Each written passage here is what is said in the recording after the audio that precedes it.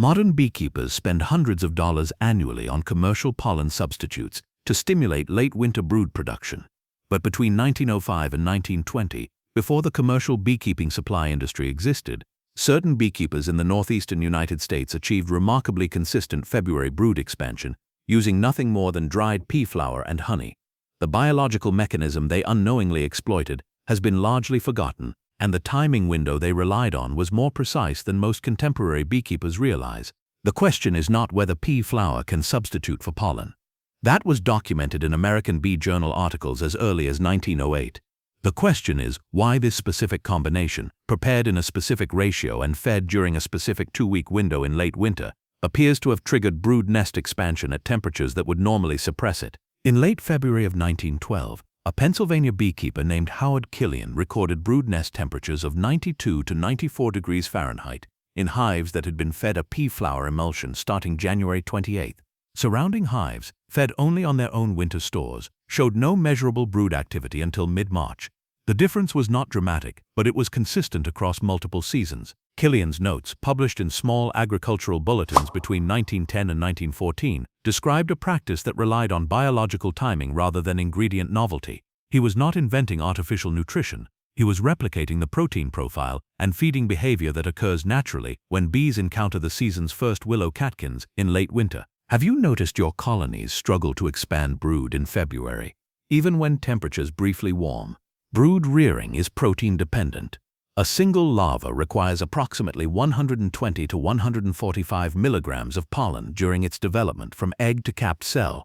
Nurse bees, which produce brood food from their hypopharyngeal glands, must consume pollen to generate the protein-rich secretions that feed young larvae. Without adequate pollen intake, nurse bees cannot sustain brood production beyond minimal replacement levels.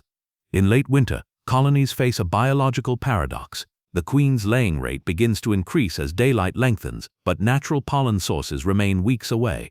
Stored pollen from the previous autumn is often depleted or degraded. The colony's brood expansion stalls not because the queen lacks capacity, but because the workforce lacks the protein to support it. In the northeastern United States, pussy willows typically bloom between late February and early March, depending on regional microclimates. Willow pollen is unique among early spring sources. It contains approximately 24 to 28% crude protein by dry weight, and its amino acid profile closely matches the nutritional requirements of developing bee larvae. When bees access willow pollen in late February, brood nest expansion accelerates rapidly even if ambient temperatures remain marginal. The question that certain beekeepers in the 1910s began investigating was whether this protein profile could be mimicked artificially using materials already available on small farms. Dried field peas, when milled into fine flour, contain approximately 22 to 25% protein. The amino acid composition is not identical to willow pollen, but it is closer than most other plant-based protein sources available at the time. The method was not simply feeding pea flour to bees. Bees will not consume dry flour in meaningful quantities. The preparation required creating an emulsion that mimicked both the texture and sugar content of fresh pollen mixed with nectar. Historical records from 1910 to 1914 describe a preparation technique that involved heating honey to reduce viscosity, combining it with finely milled pea flour in a specific ratio, and allowing the mixture to cool into a dense, moldable paste. This paste was then placed directly above the brood nest, where rising heat and bee activity would soften it enough for forager bees to collect and transfer it to nurse bees. The placement mattered as much as the formulation. Top feeding rather than side feeding ensured that the protein source was located where bees naturally expect to find stored pollen during late winter. The 1910 formulation, as described in Pennsylvania and New York beekeeping bulletins, used a ratio of 3 parts honey to 1 part finely milled pea flour by weight. The honey was heated gently, not boiled, to approximately 110 to 115 degrees Fahrenheit. This temperature was warm enough to allow thorough mixing but cool enough to prevent protein denaturation in the pea flour. The pea flour was added gradually while stirring continuously to prevent clumping. The mixture was stirred until it reached a thick, uniform consistency similar to cookie dough. Once cooled to room temperature, the paste could be formed into patties approximately 1/2 inch thick. These patties were wrapped in wax paper or thin cloth to prevent them from drying out before placement. The feeding window was critical. Beekeepers who documented success with this method began feeding between January 25th and February 5th. Approximately 3 to 4 weeks before natural willow bloom. Starting too early risked stimulating brood production before the colony had sufficient thermal mass to maintain brood nest temperature. Starting too late meant the method offered no advantage over natural pollen availability. Patties were placed directly on top bars above the brood nest, typically over the cluster's center. A single patty weighing approximately 4 to 6 ounces was provided per hive. The patty was not left exposed. It was covered with an inner cover or insulation board to retain heat and moisture. Bees accessed the patty by moving upward through the cluster, collecting small portions, and carrying them down into the brood nest area. Beekeepers monitored consumption by checking patty weight every 5 to 7 days. A colony actively rearing brood would consume approximately 1 to 2 ounces per week. If consumption was slower, it indicated either that the colony was not yet expanding brood, or that the patty had dried excessively and needed slight moisture adjustment. If consumption was rapid, a second patty could be added, but no more than 2 patties were recommended per hive during the initial feeding period. Overfeeding created 2 problems. First, excessive protein intake without corresponding nectar flow could lead to dysentery if the colony's digestive systems were stressed. Second, overstimulation of brood production before adequate forage availability could deplete winter honey stores prematurely. The method worked not because pea flour is superior to modern pollen substitutes, but because the timing and protein delivery aligned with the colony's natural brood expansion cycle. In late January and early February, colonies in northern climates begin to increase brood production in response to lengthening daylight, even before external temperatures warm consistently. This increase is modest, typically expanding from a fist-sized cluster to a grapefruit-sized brood area. The protein requirement for this expansion is relatively small, perhaps 200 to 400 grams of pollen equivalent over 2 to 3 weeks. The pea flour emulsion provided that protein in a form that required minimal foraging effort.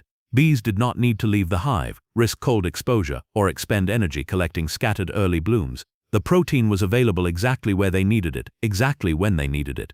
If this approach is making sense so far, consider liking the video to help others find this information. This method was not appropriate for weak colonies, recently treated hives, or colonies with insufficient winter stores. A weak colony, defined as having fewer than 4 to 5 frames of bees in late January, lacks the thermal mass to maintain stable brood nest temperature, even if protein is available. Stimulating brood production in such a colony risks chilling the brood and wasting limited resources.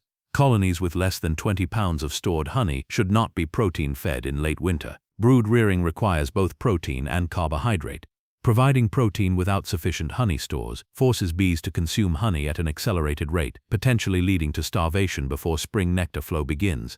Additionally, this method was not effective in climates where late winter temperatures remained consistently below 35 degrees Fahrenheit for extended periods. Brood rearing requires the ability to maintain internal hive temperatures above 90 degrees. If external temperatures are too cold for too long, even well-fed colonies cannot sustain brood expansion.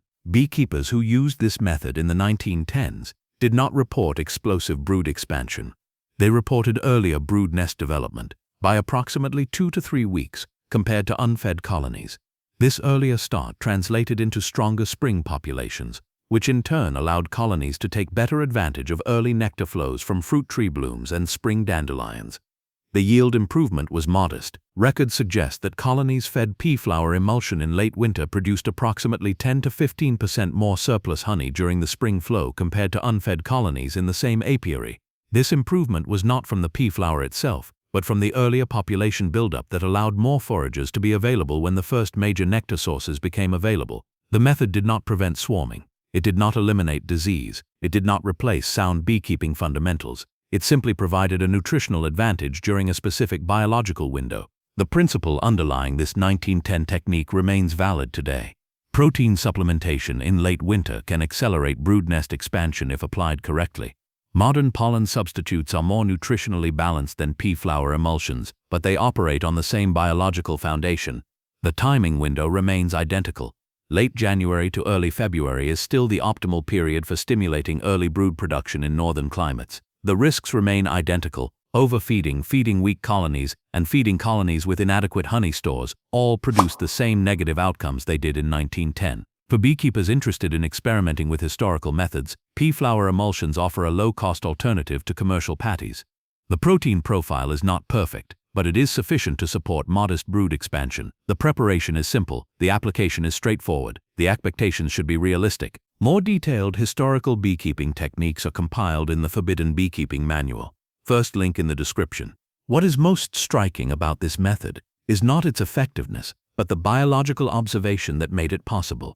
Beekeepers in 1910 did not have access to laboratory analysis of pollen protein content. They did not understand amino acid profiles or nurse bee gland physiology in biochemical terms, but they observed that bees gathered willow pollen aggressively in late winter.